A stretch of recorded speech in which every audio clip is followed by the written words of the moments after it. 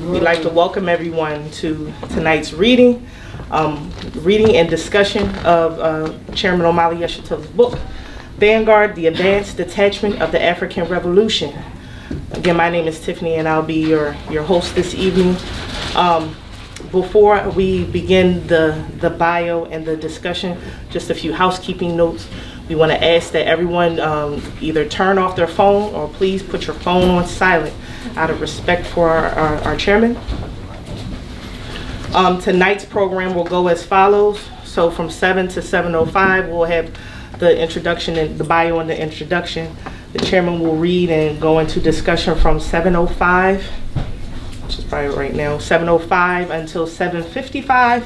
We'll have a 30-minute Q&A, and then we'll go into book signing up until 9 o'clock. We also ask that you hold any questions that you have until the question and answer portion of the session. Uhuru? Uhuru. Yes, Uhuru. All right. From tearing down a racist mural at City Hall in St. Petersburg, Florida, to his most recent participation in the formal debates at Oxford Union, Chairman Omali Yeshitela, the founder and leader of the Uhuru movement, has been fighting for the unification and liberation of Africa and Africans worldwide for over 5 decades. He is the author of countless articles and several books and pamphlets, including One Africa, One Nation, and One People, One Party, One Destiny, An Uneasy Equilibrium, The African Revolution versus Parasitic Capitalism. Chairman speaks and organizes throughout Africa, the US, the Caribbean, Europe, and elsewhere around the world. In his newest work, Vanguard, the Advanced Detachment of the African Revolution, he declares, "There is no time we are not advancing the struggle for the liberation of our people. This is what it means to be the Vanguard, the Advanced Detachment." Philadelphia, please give a warm welcome to Chairman Omali Yeshitela.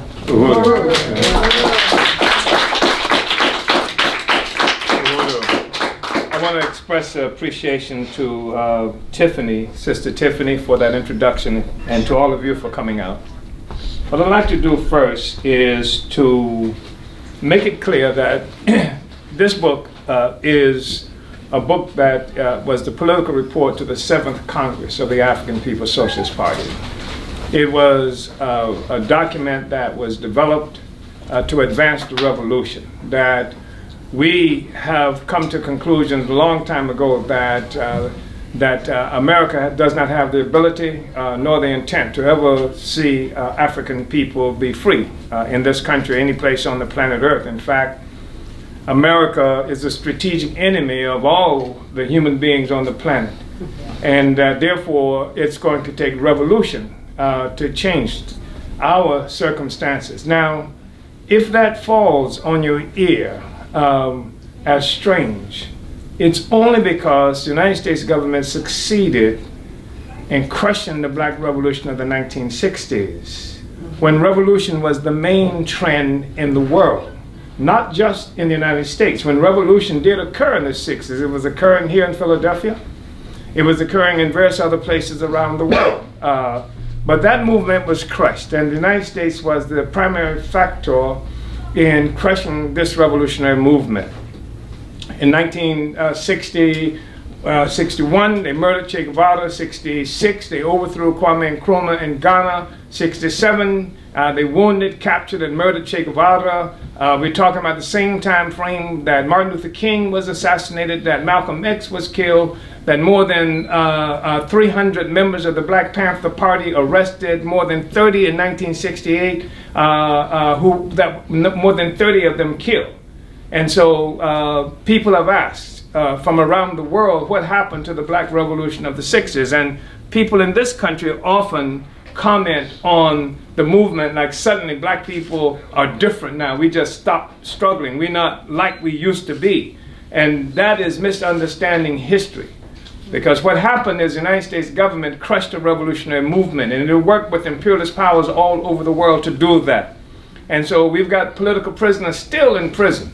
And some, of course, were recently in prison. I say recent, I mean it's like in the 70s and what have you, but it goes back a long period of time. Because the people will not submit to colonialism, to slavery easily. It takes extreme violence in order to win that, to hold people in submission. So I'm the chair of a revolutionary organization, one. Two, I'm the chair of an organization that came to a conclusion a long time ago that there is not going to be a Philadelphia revolution that will free us any more than there's going to be a Haitian revolution that will free us.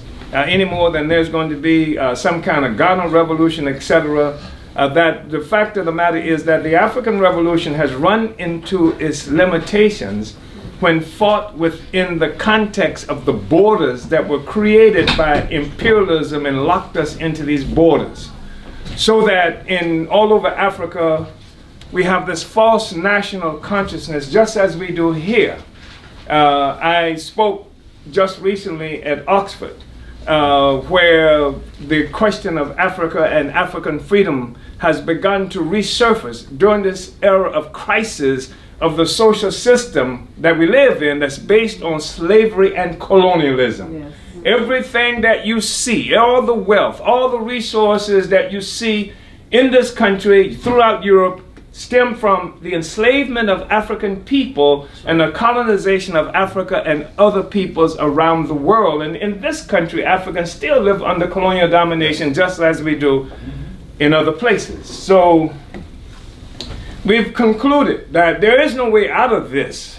First of all, just trying to fight this struggle in the United States. That ours is a struggle that is global. And the imperialists understand that. France alone controls some 14 different territories that they call countries in Africa. It sucks out of the gross domestic product in Africa something, in those 14 so-called countries, something like 65% of the gross domestic product.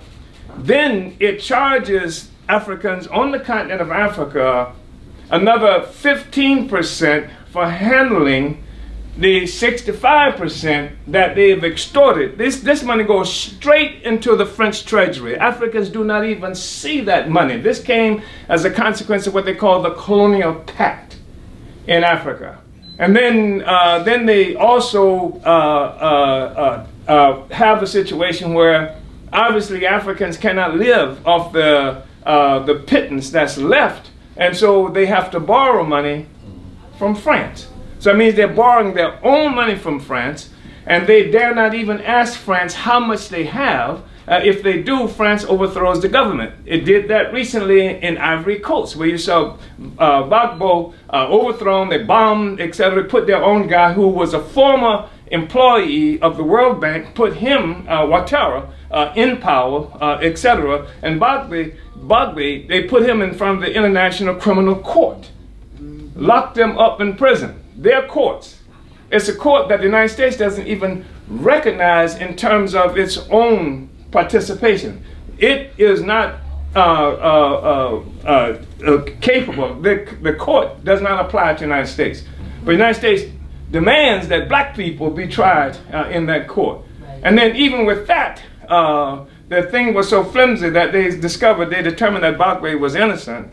But they still got him locked up just in case. So I'm mentioning this about France because we got Africans who talk about how we are not Africans, that all of us are not Africans. And in the Oxford debate that I participated in January 24th, there was an African from Zimbabwe who was a former prime minister of Zimbabwe who stood up and said he was opposed to African union, the greater union between African people, because Africa is so diverse that we just couldn't be able to manage that. And of course, the evidence of that lie is in this room. It's all the diversity of Africa that's in this room right now. We are that diversity, one. And two, Africa is so diverse that Africans can't handle it, but they don't have anything to say about France controlling it, or England controlling it, or all these white power controlling it. So it's a nonsensical kind of argument. So we say that we are one African people, and that we have to have a capacity for the African Revolution to express itself strategically all over the world. I remember during the war that the United States government was making against the Vietnamese people, to push those people back into colonial slavery after the Vietnamese had defeated the French in 1954. And they had this great difficulty in crushing the Vietnamese Revolution because North Vietnam had secured independence. And South Vietnam was fighting. The revolution had now been extended to South Vietnam. And the problem they had was the North, now a free territory, was able to come in and reinforce all of these Africans in the South and bring in cadre, bring in weapons, bring in everything they needed. And they were doing this through what was called the Ho Chi Minh Trail. Perhaps you've heard of that if you read it in the history. And they bombed Laos, they bombed all these places to try to crush the so-called Ho Chi Minh Trail, to keep these weapons, to keep these ideas, to keep this cadre from coming into South Vietnam to liberate all of Vietnam. And that's what we need. We need a Malcolm X trail. We need a Marcus Garvey trail. We need a Patrice Lumumba trail that stretches across the globe so they cannot crush us in any single place, because all of the African people who are conscious and part of a revolutionary process can come to the defense of the African Revolution. So that's what we do. We build all over the African world. We have organization, one of the most dynamic stations that we have is in what they call South Africa. We have a dynamic organization presence there. We're in Sierra Leone. We are in Ghana. We are increasingly in Nigeria. There are thousands of Africans who are conscious of us and reaching out in Nigeria in particular. We're in France. We're in England. We have strong political organization in France, in England. We have forces in Belgium, etc., and throughout Europe, within the African community. So this is who we are as a political party. We are engaged in a struggle to take power. We are African internationalists because revolution requires theory. It requires a philosophy. We see since August 9th, 2014 in this country, we've seen the emergence of African consciousness unlike anything we've seen in a very long time. And people in motion in many different places. People blocking interstates and having interesting kinds of demonstrations. But the question we continue to raise, to what end? Because the issue has to be the conquest of political power. If you're not talking about power, you're just spinning wheels. You can be on a treadmill and you can turn it up as high as you want to, and you can run on the treadmill and get all sweaty and tired, but you're not going anyplace. So the question is, where is it that we're trying to go? And we say that we have to make revolution, and it has to be an African revolution that would liberate every 12 million square miles of the continent of Africa, unite Africa and African people around the world. And that takes a global organization such as what Marcus Garvey succeeded in building. And this is what we have to do today. And that's what we're in the process of doing every place. And I think it's also important to understand that there is something that we can say that is common by human existence, all human beings. And this is something that throws people off from time to time. Because white people don't act like it's something common in all human existence. You know what I'm talking about. That this is a fundamental contradiction we had with the revolutionary movement. The question of white people and how white people act and how they seem always to work against their own interests in supporting capital and supporting white power, etc. And the reality, of course, is that white people have been treated mysterious. They've been a sort of mystery. They've been the devil. They've been, what do you call it? They've been mutants. But what we're saying is that there's something common to all human activity. That the primary motive of human society is the production and reproduction of life. That all humans have to do that. This is the fundamental question. So if you don't have life, you don't have no religion, you don't have no genetic issues, you don't have none of that stuff. Life is primary. And it is the process of producing and reproducing in life that human beings make history. Culture stems from that. Every other thing that we do stems from that. But what has happened in history is that Africa has been assaulted, and the process of production of life has been interrupted, and we do not produce life for ourselves. We produce life for hostile, alien, and foreign force.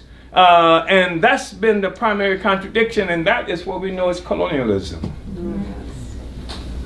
And I think it's really important, because if you don't understand that, you end up fighting against what they call racism. I don't know how you fight against racism. How do you do that? Racism is the ideas in the heads of white people. Some people have gotten a little more sophisticated, because that concept that is under assault now, especially by the African People's Socialist Party. And so they say, well, racism is institutional racism. And what is institutional racism? And you get a definition of institutional racism. It's called colonialism every place else in the world. You know, everybody else call it colonialism. Now you come up with this concept of institutional racism. And of course, all the institutions do that to us, because they are colonial institutions. We have a colonial relationship. When a foreign, alien, hostile entity captures you, captures your resources, controls and dominates everything, that's colonialism. And it's important to say that, because I don't know how to cure racism. Although people are making fortunes, you know, doing that, setting up schools and trainings to cure your racism and that kind of thing. But when they leave those classes to cure their racisms, and they go home and relieve their Vietnamese or Mexican or African babysitter, right? The conditions in the white community is just like it was when they took the course, before they took the course, and the condition in the African community is still the same. You say you're fighting against racism. How do you know when you won? Does somebody come out and wave a white flag? Do you sign a peace treaty? Racism now surrenders? No. But colonialism, you know that. That's a foreign power that dominates your life, dominates our lives, etc. And we've seen people fight and defeat colonialism, and we can fight and defeat colonialism as well. And we had come to those conclusions, many of them, in the 1960s, when our revolution was defeated. Now, people have referred often, I don't talk about the 60s as some kind of nostalgic waxing and how wonderful the 60s were. It's important to us only as a means by which we can get closer to an understanding where we are now. Because we didn't just drop out of the sky into this situation in 2019. There's a process that brought us here that's really important for us to understand. We need to understand the nature of the social system that we are dealing with. And that's part of what it is that we intend to do. That's what our party was founded to take on.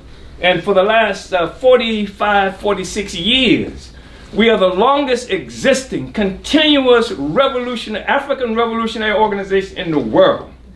And the thing that makes it significant is not that we lasted a long time, because there are a lot of forces out there who've been there a long time, and you know, we have some opinions about the viability of that, of the significance of that. But it's because that in the African People's Socialist Party resides the history of struggle, all of the struggles, because the black revolution of the 60s was defeated. That's what Malcolm X's death was. That's what even Martin Luther King's death was. That's what the attack on the Black Panther parties destroyed the Panther Party. That's what that was. That's what the murder of Lumumba, and I believe the murder of Nkrumah after he was overthrown as well. It was the defeat of a revolutionary movement. And some people don't want to recognize that, because they like to put this notion to us that there's been this ongoing continuum, just because you live a long time, that you're still involved in the same process. And you've seen the posters of Malcolm X and Martin Luther King and Obama as though that they represent a single historical continuum. And I'm here to tell you that Obama does not represent a continuum. He represents the defeat of the black revolution. Obama couldn't have been president if the revolution hadn't been defeated. Because he couldn't have got elected without having to say something about black people. But it took the death of King, the death of the Panthers, the death of Malcolm X, the destruction of our revolutionary organization for this Negro to be able to walk through there and put on a fake pimp limp and show you some kind of left-hand jump shot and wink at you every now and then, not say a damn thing about what he was going to do for us. In fact, the only thing he ever said about us was negative. So it hasn't been that kind of continuum. But the revolutionary movement was crushed, and it's important for us to understand that. Because we're at a new period of history, And people are trying to push us back to the civil rights thing. And I'm not going through that anymore. It's not necessary to go through that anymore. In fact, there's a crisis of the social system now. A social system that has its origin in slavery and colonialism. That's where it came from. You want to know where capitalism came from? Try to imagine the existence of capitalism without slavery and colonialism. It could never have happened. Slavery and colonialism gave rise to white power. White power came into existence as capitalism. And it came into existence as a world system, not something that happened in Manchester, in England, etc. It was a world economy that emerged off the enslavement of our people, and it created various kinds of structures and institutions. Parasite. Capitalism was born as a parasite on the body of humanity. And we live in a world today, and it's important for us to understand this, so that we don't get confused about some phenomenon that we are experiencing today, because people like to talk about the 99%.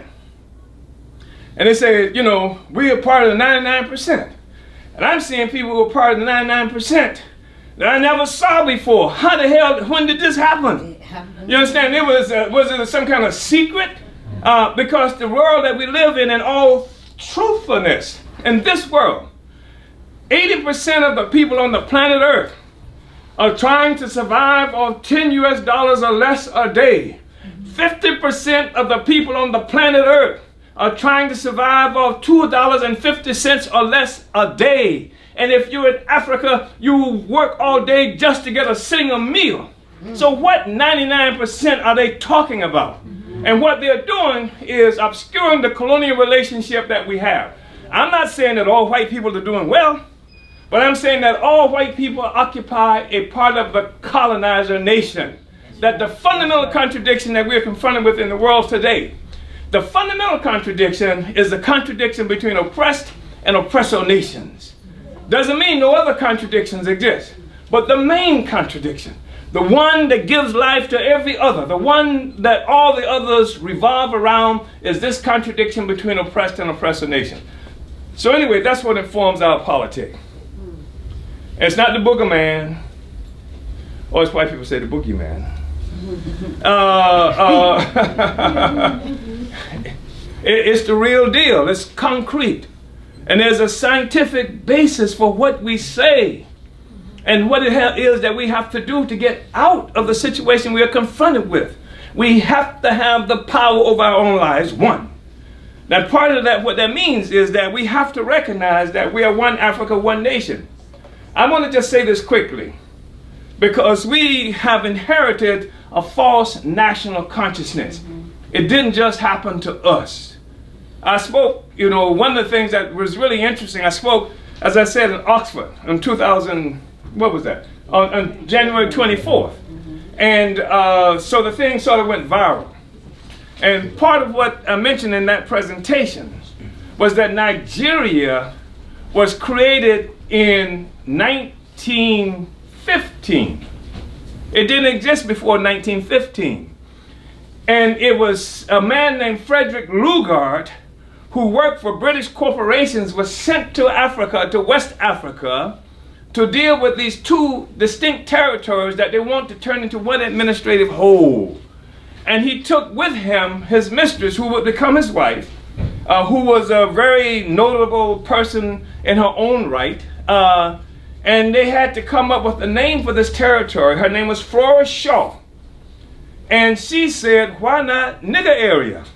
You know what I'm saying? Why not nigger area?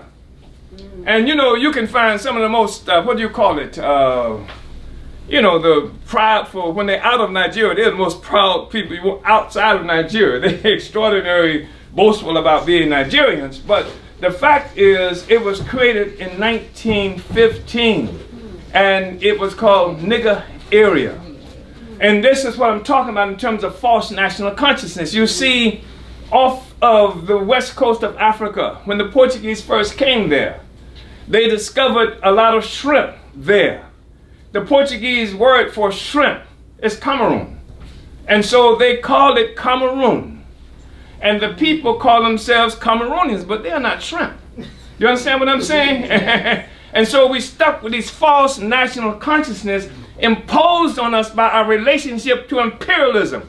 And that's where you get the American Negro, the Afro-American, and all this other silliness and what have you that we're stuck with everywhere around the world. This is imperialism. And so therefore, what it means is, despite the fact that there are perhaps as many Africans in the world as there are Chinese, we have a minority mentality everywhere we're located. So when America deals with China, it deals with one China. When France deals with China, it deals with one China. When Canada deals with China, it deals with one China.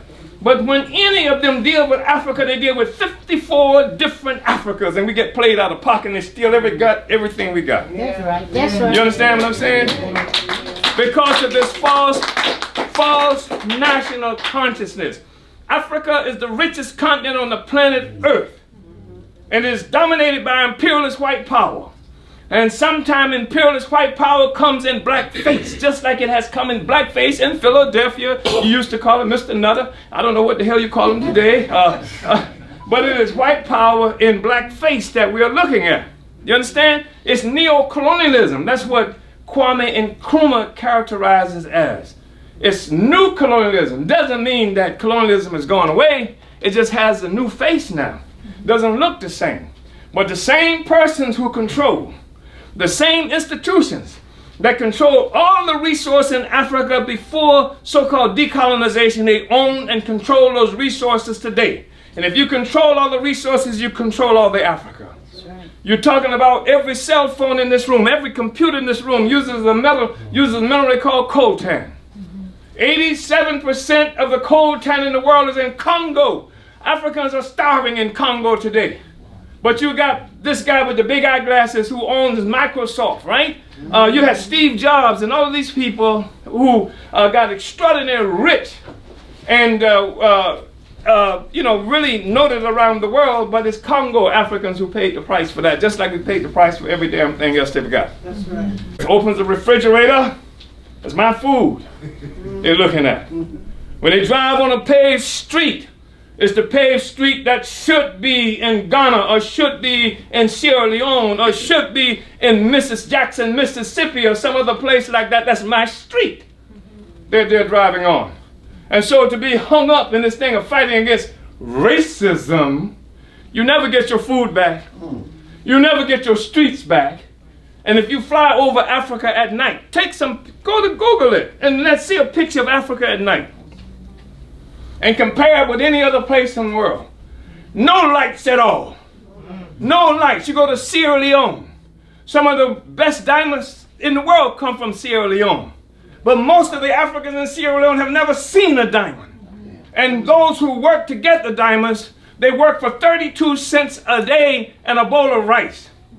This is the trap we're in, and somebody wants me to fight against racism. No, we have to struggle for the power. So we're fighting against colonialism, 1. 2, but colonialism is the foundation upon which capitalism rests. This is where we challenge the notion that some people have put forth, especially V.I. Lenin, for whom we have a great deal of respect, because he said that his view is that imperialism is the highest stage of capitalism. It's capitalism that's become rotten right, one of his favorite phrases. We say, hell no. Imperialism, the word imperialism, stems from the term empire. It was empire that came first. It was empire that went to Africa. It was empire that went to Asia. It was empire that stole all those resources, and from this looting of Africa, Asia, and what we call the Americas today, from this was born capitalism. Capitalism was a product of imperialism. And it's important for us to understand that we're going to solve our problem. Otherwise, we're always auxiliary forces for somebody else or for some other social force. Anyway, that's part of what I wanted to say. And starting off, and I know, I've probably over-talked it.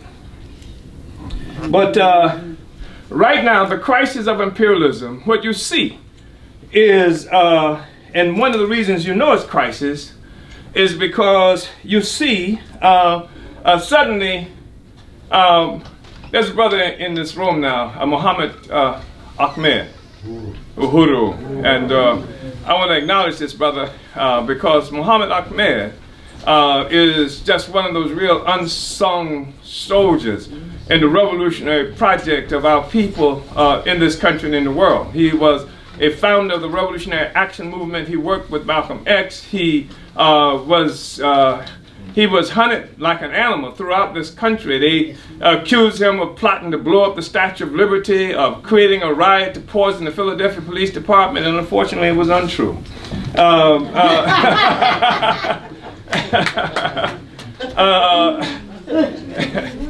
But I mentioned Brother Muhammad because early on we raised the questions of reparations. See, reparations was something that we talked about.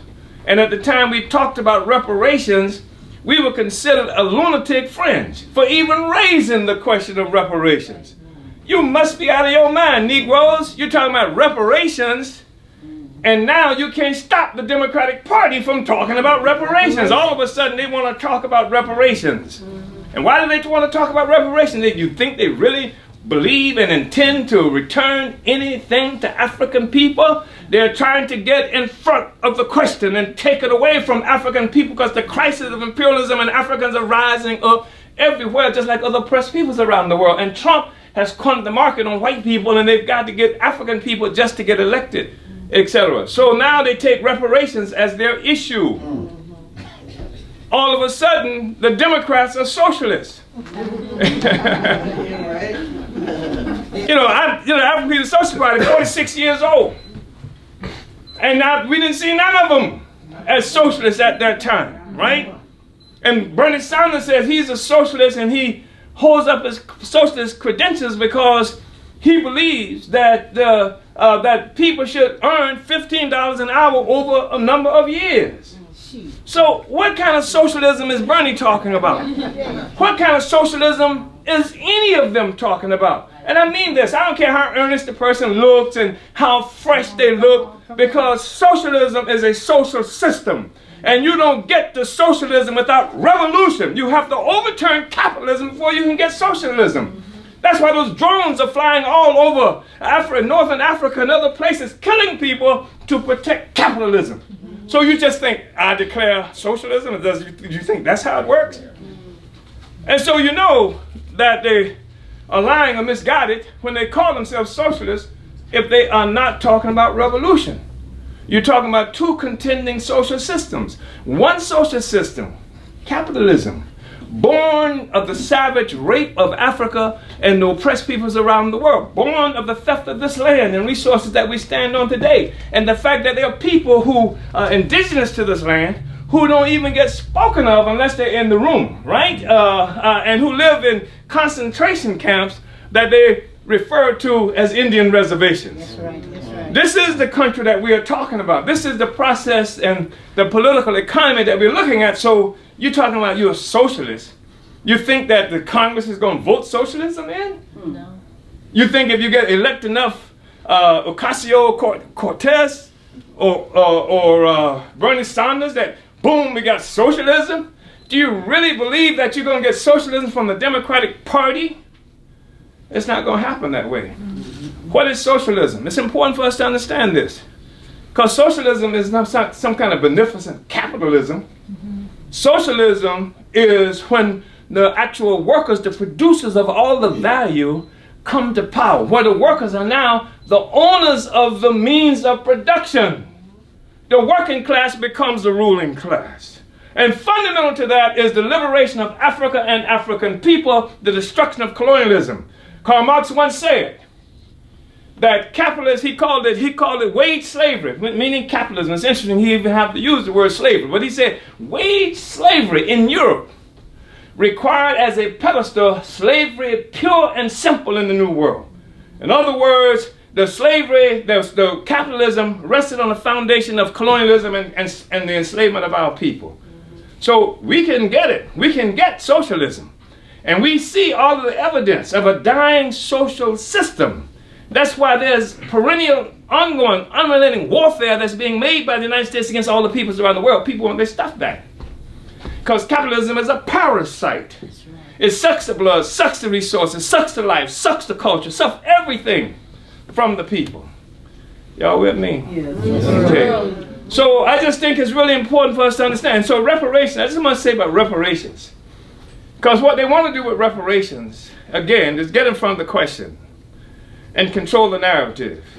So they will come up with some kind of newfangled welfare program or some kind of poverty program and call it reparations.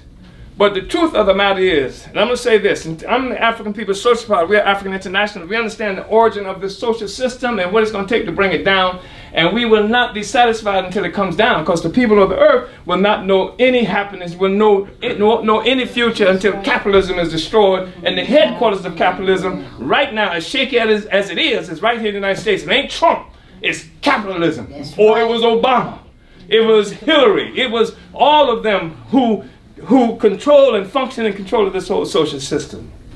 So when you talk about reparations, for us, it means taking it back. Now, how do you calculate what is owed to African people? When our party began to do work around the reparations issue, it was discussed as something that was paid for slavery. Our investigation, we had the first tribunal on reparations for African people in this country in 1982, right there in Brooklyn, New York. Afeni Shakur was there. Leonard Jeffries got his career there. All kinds of really important forces participated in that process. And so what we understand about reparations is this, that it is the essence of the whole social system. That we came out at that hearing with calculated that the U.S. owed African people in this country at least $4.1 trillion. That's just in labor. That was 1982. But even that's a profound understatement, because the whole social system has come from African people. And you start calculating what is owed to African people, really. Every white baby, every white life, every existence of white people themselves were born from the labor of African people and resources of black people. When you talk about how much money, what's the big guy with the big eye glasses with owns Microsoft? Gates. When you talk about the money Gates has, or Buffett, or the rest of them, that's money that has come about not just through stealing resources from the rest of the world, but they live themselves, their lives themselves are products of the labor of African people. Do you understand what I'm saying? Yes. So, in our African People's Socialist Party, we support and have pushed the reparations demand forever. We created the first mass reparations organization in this country, in the world. The African National Reparations Organization, 1982.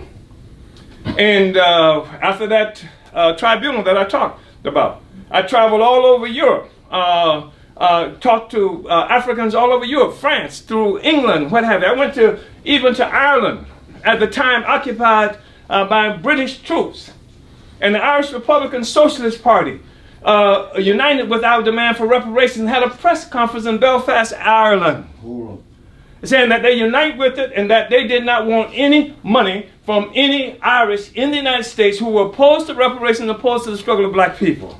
It was a press conference. The day I left, the British burned their office down. And so we traveled all over pushing the reparations demand. But let me tell you this, because the thing that was important for us, because we had Africans who were traveling around with briefcases and trying to get this kind of legislation passed, and we say pass the legislation. We're not opposed to that at all. We would support that. And then they try to get this court to do such and such a thing. Say, go ahead and do the court thing. You try to do that. But in the final analysis, what's going to get reparations is when masses of our people understand what is owed to us. And it ain't going to take no court. It ain't going to take no legislation. It's going to take all them brothers and sisters running around in this right now with these 9mm and don't know what to do with them. I'm telling you that they will discover what to do with them, because the people will begin to take back what belongs to us, and that's going to be something that kicks off a revolutionary movement, just like the peasants taking the land back in places like China, or the peasants taking the land in Russia. Revolution is in the air. I'm telling you, we can make this revolution. So I want to say that. And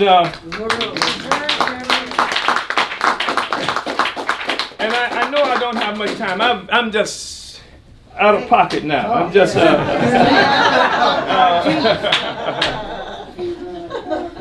But let me say that if you believe in revolution, then you have to have an instrument to make revolution.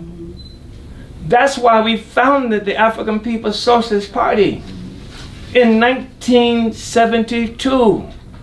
That's why something like 45, 46 years later, the African People's Socialist Party still exists. Because we haven't made the revolution yet. And even after we make the revolution, we're going to have to hang around for a while, because there are going to be a lot of trials that we're going to have to conduct. And we put them on notice right now. You know, all of the people who've been doing the judging will be judged.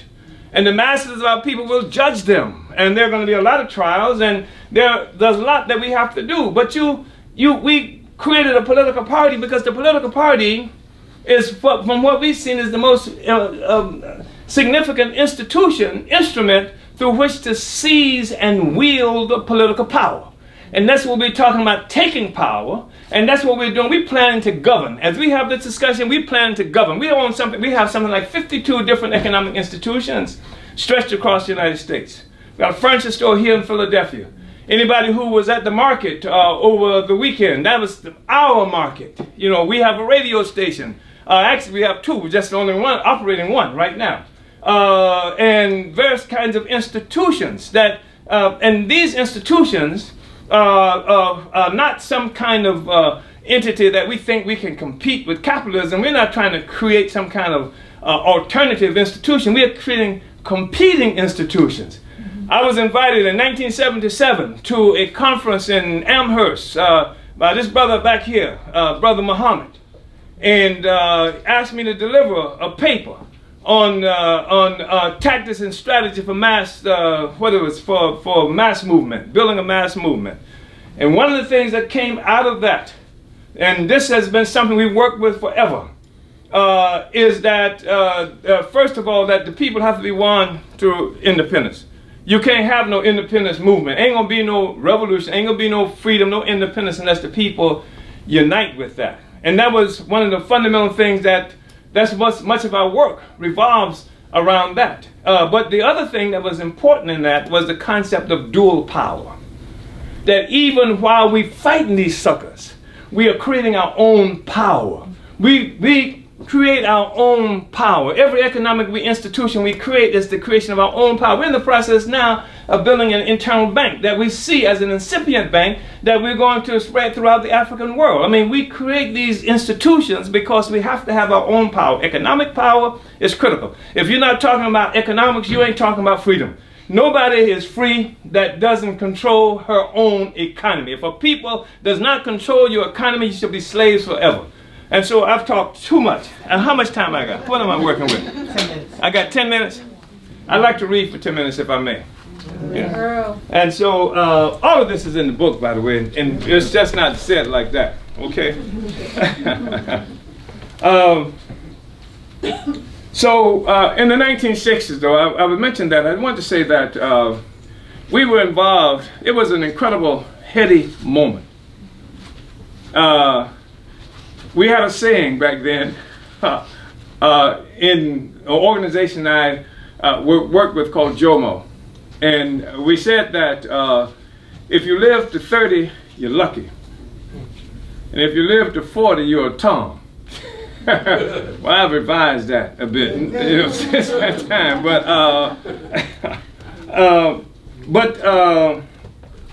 It was somebody has characterized that as the apex of black political or intellectual thought. The 1960s, ideas, revolutionary ideas were flying all over, breaking all the boundaries, what you're supposed to think. And there are many Africans, as you probably know, who are even afraid to think about revolution. They're scared to even think about revolution. And so, but our movement was crushed. Even as we were debating many of these critical questions, the black revolution of the 1960s was crushed.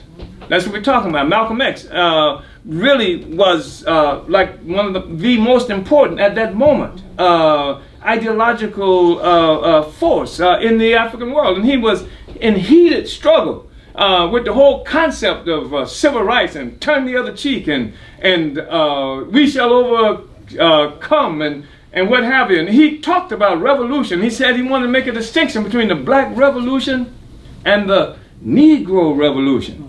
He said, what are the goals of a revolution? Revolution has goal. What's the goal for a revolution? We're saying the same thing today.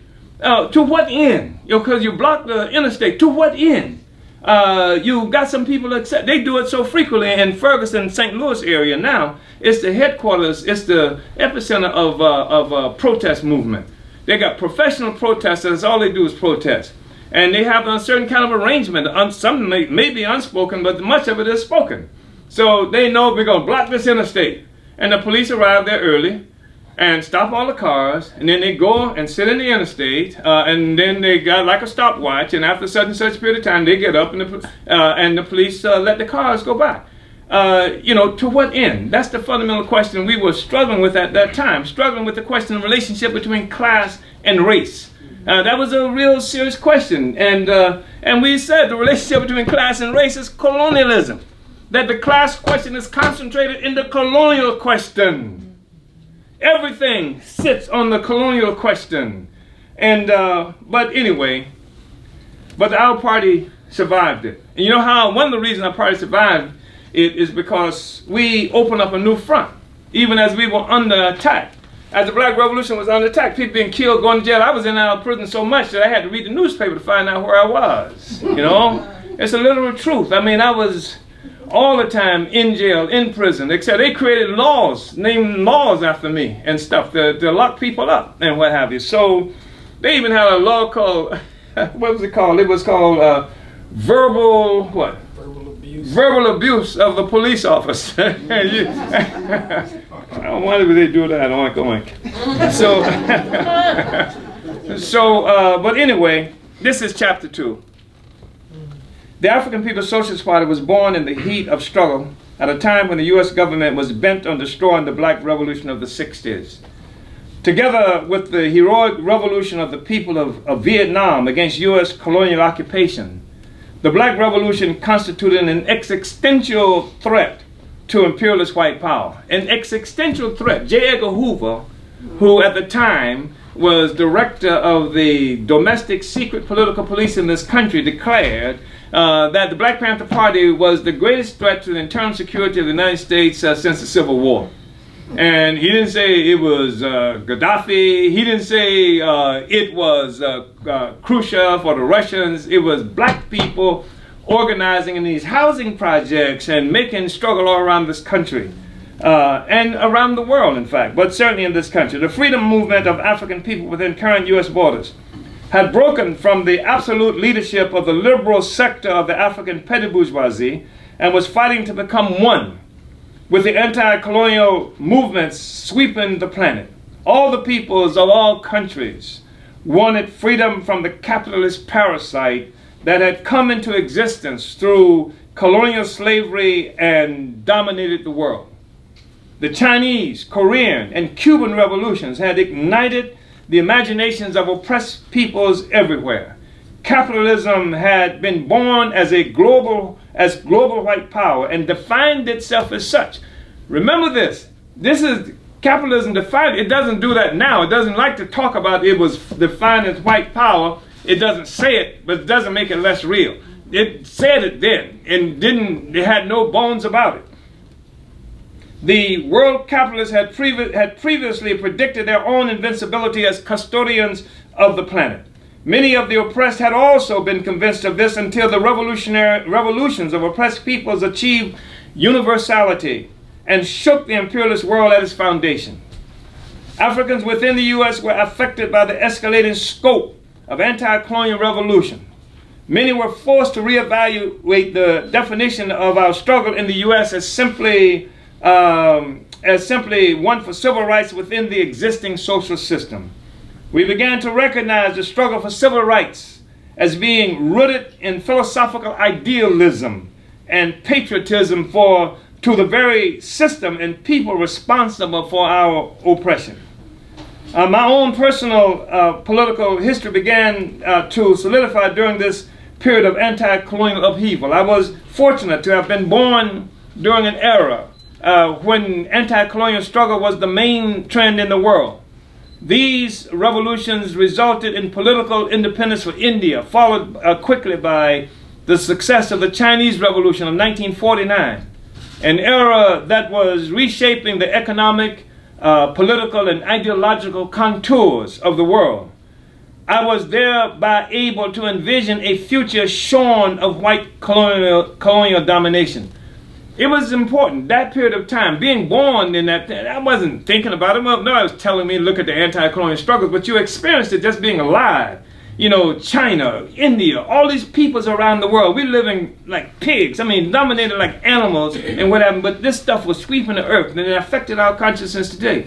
And this is what I want to tell you about that too, is that we live in an era today where the people, Africans in this country and around the world, have experienced more than 17 years an inability of the United States government to defeat an impoverished country like Afghanistan, where people don't even have enough bread to feed their children. They can't defeat people in Syria. They can't control Venezuela. They can't control much of the world. Even if they're not thinking about revolution, it's not on their mind. They're being affected by that. Their consciousness is being shaped and molded by this decline of imperial white power. That's why it's critical for us to be in place with a revolutionary organization, because we're going to have to take it.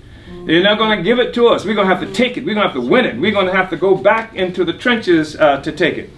My personal political development initially moved me to join the U.S. military in an ill-informed youthful attempt to extricate myself and my future from the prevailing blatant white domination in the southern U.S. city of my birth. I found that the U.S. Army was a reflection and guardian of the injustices I attempted to evade through my enlistment. As a consequence of my struggle in the military, I was grudgingly granted a discharge. Shortly thereafter, I found my footing in the organized resistance by joining the Student Nonviolent Coordinating Committee, a youthful and dynamic front of the civil rights movement that was responsible for raising the slogan demand for black power in 1966. You were there too, weren't you, Mike? She was really polite. I wanted to, this is an important chapter for me because it also talks about our years in Oakland, which many people don't know about. And the whole struggle of our people in the 70s has been written off. I was given a book by a comrade who that purports to discuss, the struggle of black people in the 70s, the struggle against imperialism, the struggle for political independence by African people. And the book said that in the 1970s, that the movement, that black people, were not about to support organizations based on violence, and that black people, had more or less moved away, and the anti-colonial movement in this country had gone away. And it said this: except for one or two organizations like the African People's Socialist Party. That's all. Wow. They erased the whole 70s. Wow. They erased the whole 70s. We were there in the 70s. We organized, just incredible political work throughout the 1970s. We were there, waging fierce struggles in various places. Pitts and Lee, who were held in prison in Florida for something like 12 years for a murder that a white man had already confessed to. The struggles of Desi Woods in Atlanta, Georgia. We led a massive mobilization. We had the first demonstration ever to occur in Plains, Georgia, which was the hometown of the then president, James Earl Carter. We organized in terrible, what was that county in Georgia? Terrible, something like that. But it was a vicious place. We were there, and we were organized in a place in Georgia where they tried Desi Woods, where every car that was coming to that trial, they had the highway patrol to stop every car coming in there. Where they had their own private jails. The white people had their own private jails that they locked black people up in. We were there in the 70s. This person just didn't recognize it, but we were there, and that's why this revolution continues to live today. So I'm going to stop now and open it up. And but Oakland was a critical thing too. because if the party hadn't been there, the course of history would have changed. Because when they killed Huey P. Newton, we were there. We were not just there. We had the movement. Our movement, Oakland was like liberated territory in this country. And when they killed Huey P. Newton, the next day after his assassination, there was a newspaper article that called him a bum, and the media began to talk about Newton as though they hated him because of his most recent period of life. But that ain't why they hated Newton. They hated Newton because he picked up that shotgun and told other people to do it, because he actually talked about revolution and acted it out in certain ways. That's why they hated Newton. They love us to be on drugs. They love us to be what they would call bums. But they didn't love Huey P. Newton.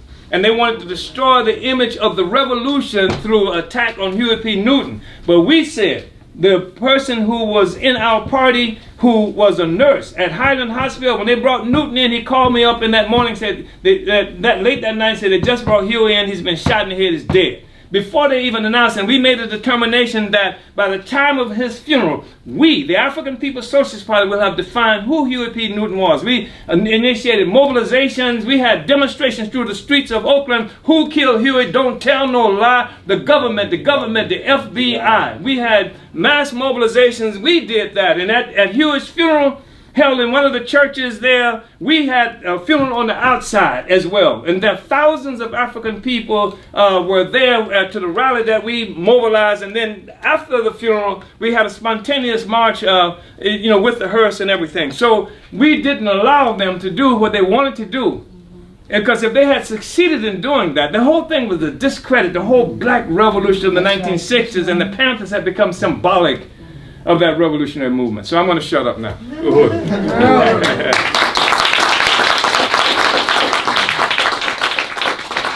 We talk about that in this chapter as well. The book is $30, right? Is that right? Somebody say something. Munira? Yes. Yes. $30. $30. Yeah. Okay. No question. If you have a question, you could just stand up. Yeah. Yeah. It'd be nice so we can see your face. Yes. I just, good evening, brother. I've been listening and reading about this new conflagration since we were talking about reparations. Mm-hmm. And I believe that this is something that's been created to cause conflict with ADOS versus Encoga. Yeah. And now that's not just versus the party. No, I'm just saying now the Democrats have leapt into the fray, maybe to fill a void. If you could talk some more about that. That's this ADOS. You may have heard of it. They call American descendants of slaves, right? Yes. Well, descendants of slaves shouldn't get reparations. I mean, if you were a slave already, what they owe you for, right? I mean, it's nonsense. It's a new concept that's been developed by enemies of black people, enemies of black revolution. There's suggestions that some major right-wing entity is what funded them and put them out in the world. But a part of what the objective is to say that only the so-called American descendants of slaves should have reparations, and not other Africans, etc. When the truth be told, we are in America because of an attack on Africa. It's not like we woke up one day in Africa 400 years ago and say, hey, I believe they're going to have an NFL in the United States 400 years from now. Let's get a jump on it and get there. No, the fact is that it was slavery, attack on Africa. And this attempt to divide Africa, that's what it's all about. It's a criminal attack on African unity. That's being made. And it's false national consciousness. But that's what I would say about that, yeah. Uhuru. This is Sister Michelle Strongfield and her dear husband, and their daughter is on the Central Committee of the African People's Socialist Party. And I'm told that I say, call her name. Aisha Fields is on the Central Committee. Sister Michelle was trained as a doctor in Cuba, though they won't let her practice as a doctor in the U.S. And but she did go to Africa with us and worked on a really important campaign in Sierra Leone that saved a lot of babies' lives. So yeah, just wanted to say that. Uhuru. Anybody else? Uhuru. Yeah. What do you think we can do to spread this information to other organizations to help them battle effectively? Because I belong to a veterans organization myself, and we created a group where 5 other organizations got together. But it seems like they're all attacking different things that have no way of putting us in the right situation where we should be. So do you have representatives that can go out to the different groups, organizations? Yeah, and I want to say that I think that's really important because veterans are going to be extremely important in this revolutionary movement for a number of reasons. One is that you learn a certain kind of discipline in that military, and we mentioned this even in this book, that people try to explain the heightened struggle about African people against colonialism by saying that it's just when we went into war fighting for the colonial powers and we went to places and we saw freedom for the first time, and that's the thing that excited us. But I'm saying that while it is true that many Africans left our communities and villages for the first time, in the military, and in France, in Vietnam, for example, 71% of the French soldiers who fought for France against the colonized Vietnamese people were colonial subjects themselves, from Algeria, from various other colonies. They went and fought for the French. And in this country, it's said that from 50 to 65% of the soldiers who were on the front lines fighting against the people in Vietnam were Africans colonized in this country. And part of what that resulted in, 2 things happened, is that because the military U.S. and the colonial powers were preoccupied with war, sometimes with each other, and in Europe and other places, it left us some slack, some room to organize and do things. And plus, being in that military taught us some things. And one of the things it taught us is the white man can die. That's right. He can scream in pain, just like a lowly nigger who's being burned to death. The white man can die. And those were great lessons, and can die at the hands of an African. In fact, in Vietnam, Africans created a new game they call fragging, where they would take fragmentation grenades and throw it into the tents of their officers who were sending them on the front line in this, the situation they were. So that's we're going to need veterans, yeah, we're available to talk to veterans and work with veterans. There used to be a veterans organization in New York that we worked closely with, run by a brother named Job. I can't remember Job's last name now. Yeah, we what was his name? Mashariki. Yeah, Job Mashariki. So yeah, we're available to do that, to work with, talk to, anything with comrades, veterans and what have you. Yeah, I'm a veteran, though they very unceremoniously asked me to leave. They rolled me off in the back of a truck on the armed guard and said, "Don't come back no more." I said, "I didn't know you like Ray Charles." Anybody else? Yes. Uhuru. I just really want to appreciate this reading and this brief reading. But I know in the 6th Party Congress you talk about economic and political are one. And in this particular book, you talk about politics as concentrated economics. Yeah. So can you talk a little bit about that? Yeah, that's really important because, we have to get off of this whole idealistic stuff of struggling to make people like us. The thing is that we have to have political power. We have to, and when you talk about political power, politics is simply concentrated economics. Politics is simply concentrated economics. And when you see the imperialists, attacking and killing people.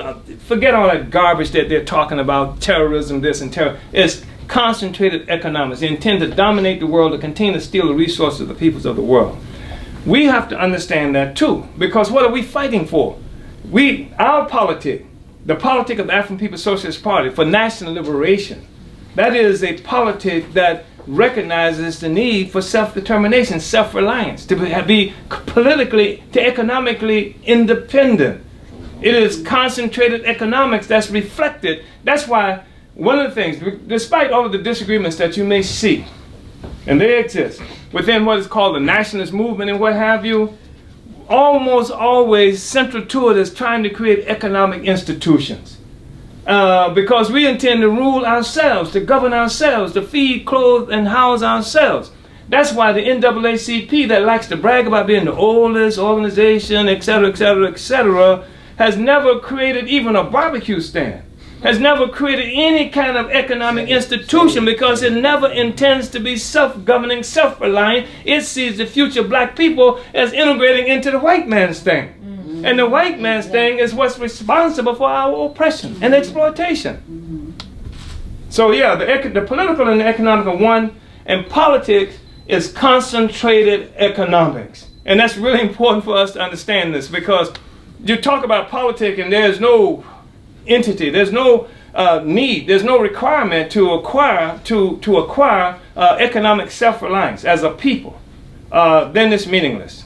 It's neocolonialism. It's what you see all over Africa today. Neocolonialism. That's why we got to make revolution all over Africa today too.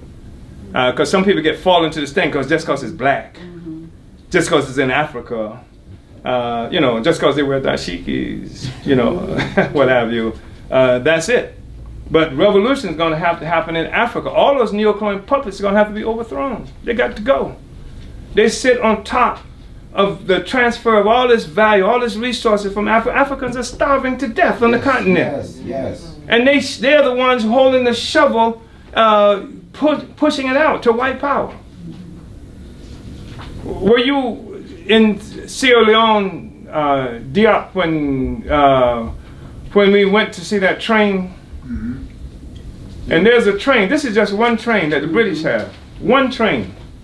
It runs 24 hours a day. It never stops. One train. It is miles long. It goes to the mines and picks up minerals on one trip, and then it goes back to take it on ships waiting to be hauled off, and it goes on all day, miles long, from Sierra Leone. Those are our resources. That's the birthright of every living black person on the planet Earth. And we got to take it back. That's what this party is about anyway. We want the power. We want all the resources. We want to have control of these resources ourselves. I don't care if another Negro ever gets elected to anything. We have to have the power. And sometimes, most times, these Negroes getting elected is a process of taking power away from us, making sure that we don't get power. You understand? So that's what it is that we have to do. Anybody else, comrades? I got another question.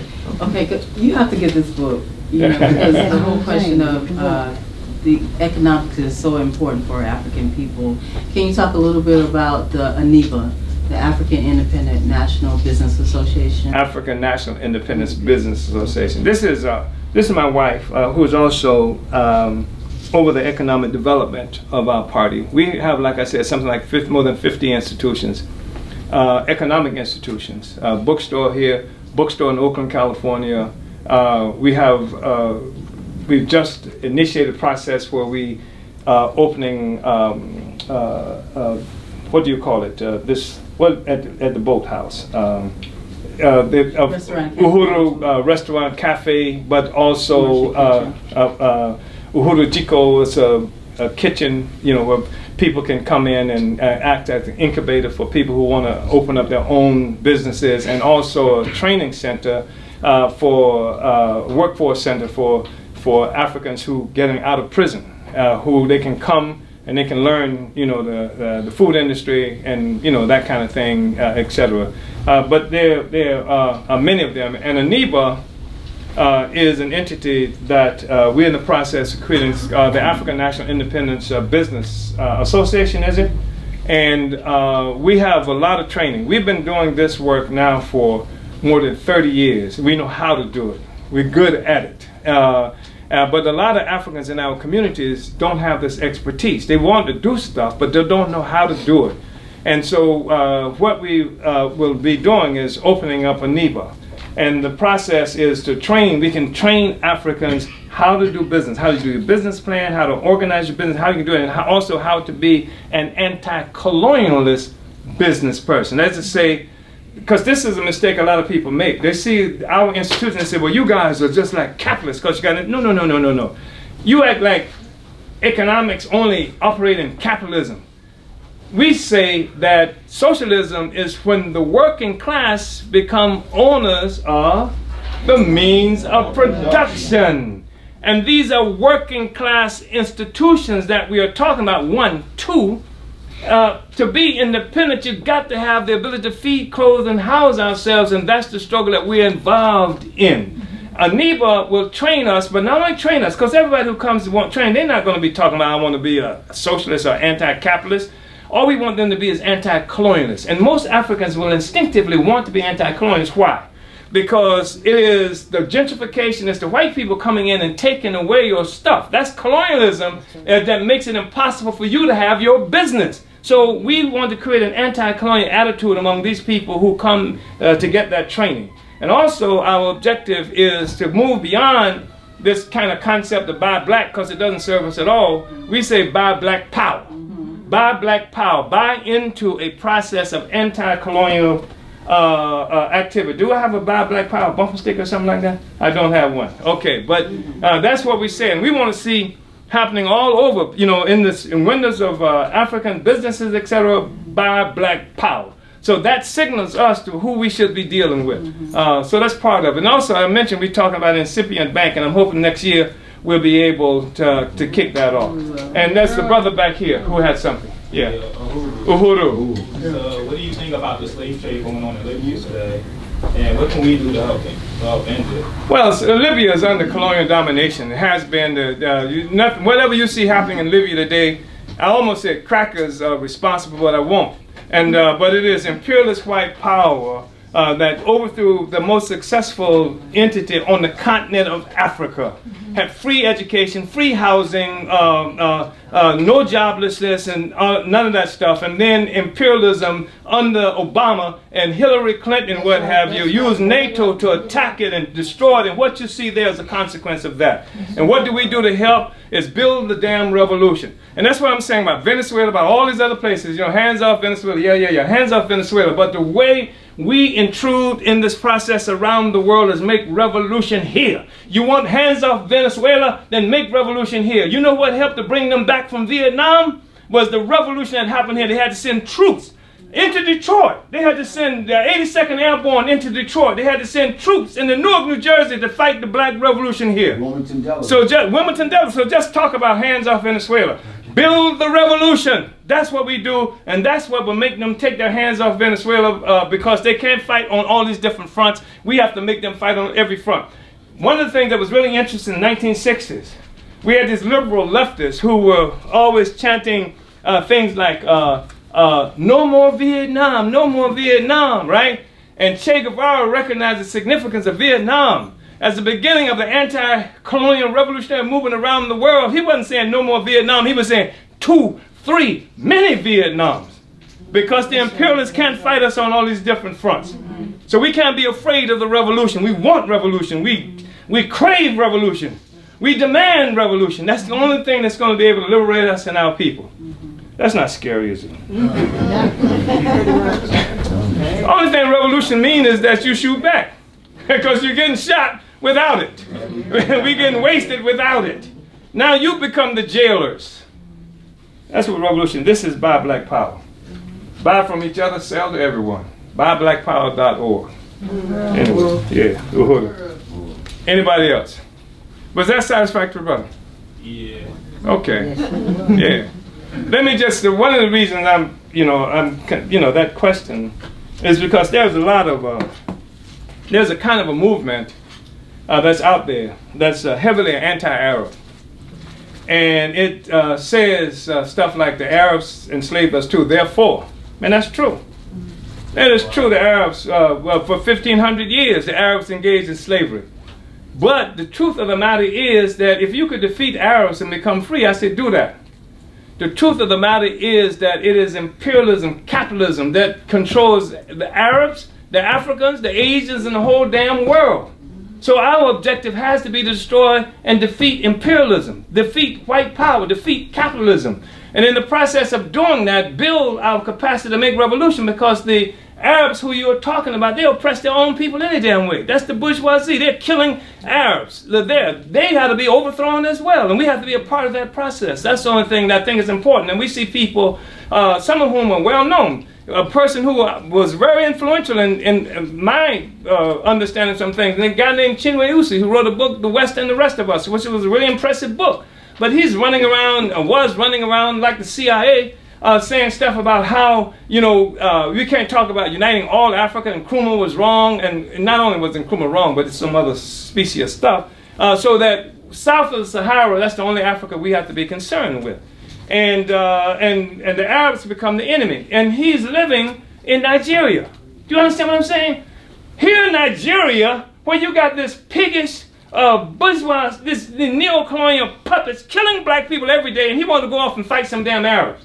And it's a cover for neo-colonialism. It's a class question. He doesn't want to fight the neo-colonialists, so he wants to fight the Arabs. That kind of stuff. I want to unite with everybody who wants to fight and destroy this enemy. That's right. Everybody wants to fight and destroy this enemy. So I want to say that. I want to say, I'm going to say this and shut up.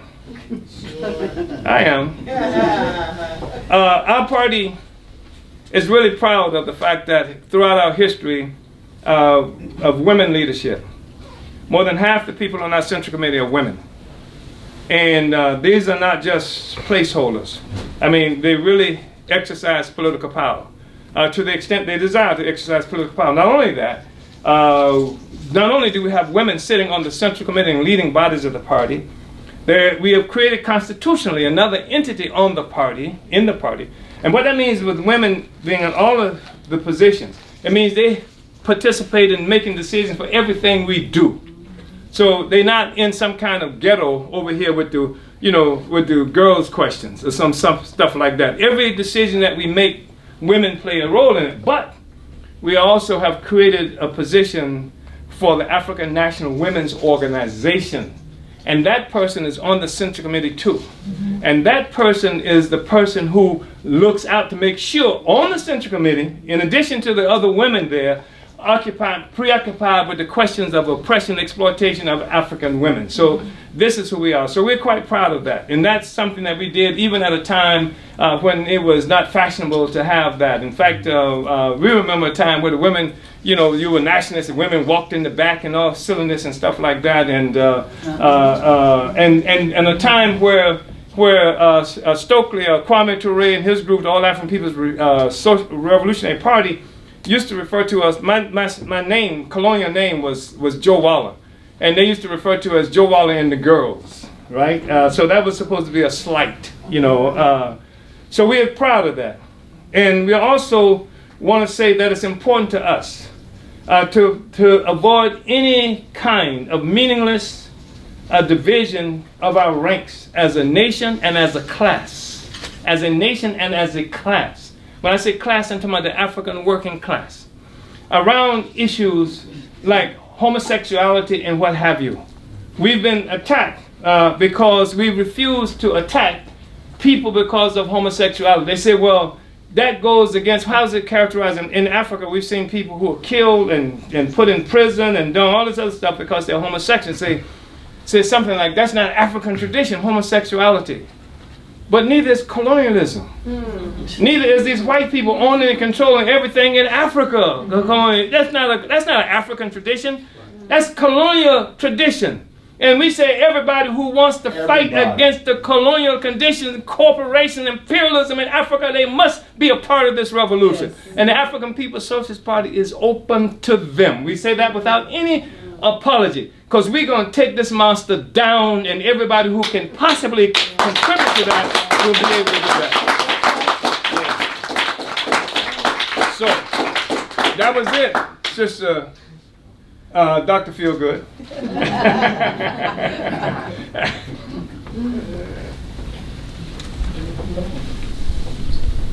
I wanted to recognize that on May 25th and 26th, y'all should come to Washington, D.C., because we have an African Liberation Day mobilization there under the theme, Take Africa for Africans at Home and Abroad, Death to Imperialist White Power.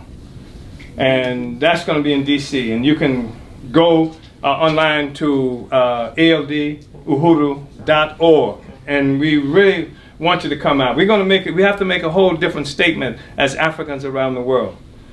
There have been 1 million views, a minimum. We see on three platforms, 1 million people on just 3 who have viewed the Oxford presentation that I made on January 24th. 1 million.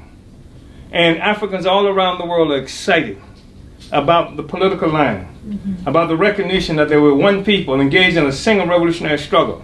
And I think that on this front, we have an opportunity to take some leadership around that question. I'm hoping that everybody here will be able to be there on the 25th and the 26th.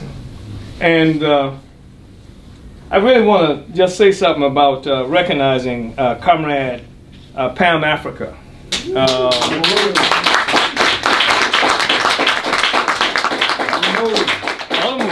On the move. Yeah, this is a real soldier. We were talking a bit before people got here, and it's about partially the significance of consistency, because we're gonna free Mumia. We're gonna free Mumia, you know. And if you look at where we are today with that struggle, and where we started from, you understand, and they had no intentions for us being here. They're at a turning point. It's their problem now. It was our problem in the beginning, but we've created a contradiction for them that they have to resolve in our favor. And so we're going to get Mumia out of there, and Comrade Sister Pam has been critical, has been everywhere. I've got off a train in Paris, France, and somebody handed me a free Mumia flight. You understand? So I wanted to acknowledge this sister. I think it's extremely important, the work that she does, and also not just the work that she does with Mumia, which is critical. I wanted to acknowledge her as the living evidence of the colonial contradiction that we are confronted with in this country. And because it shouldn't be possible for anybody to have any kind of gathering, any kind of meeting, and certainly no white people, without having to deal with the bombing of an African community, an aerial assault on the African community here in Philadelphia, killed 11 children, men and women, destroyed an entire African community. And you talk about neo-colonialism? Wilson Good was neo-colonialism writ large, and who made the statement, I did it and I would do it again. You understand? And he's probably still alive. Yes.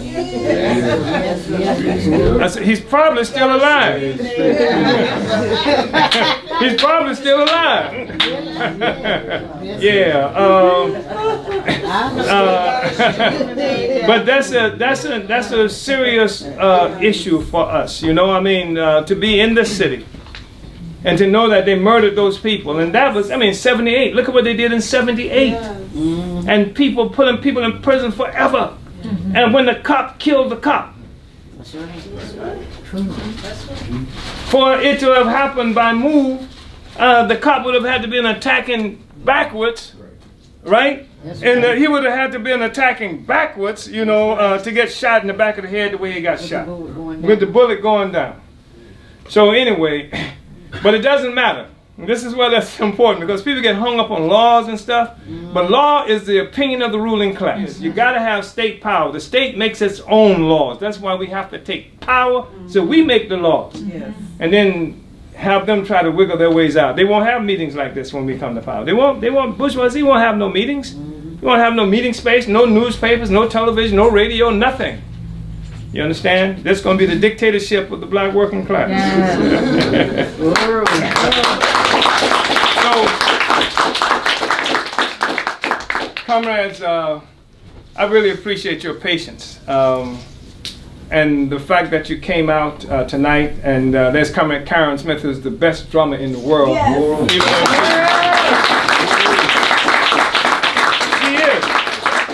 She is. I saw on the platform on Saturday talking about, I'm bringing my niece or somebody, and she plays better than I do. So why you want to tell that lie? Everybody, just a drummer extraordinaire. I mean, it blows your mind every time you have to experience her playing and everything. So, comrades, unless there's anything else, yes, you want to say something, little darling? I saw your hand go up. Okay.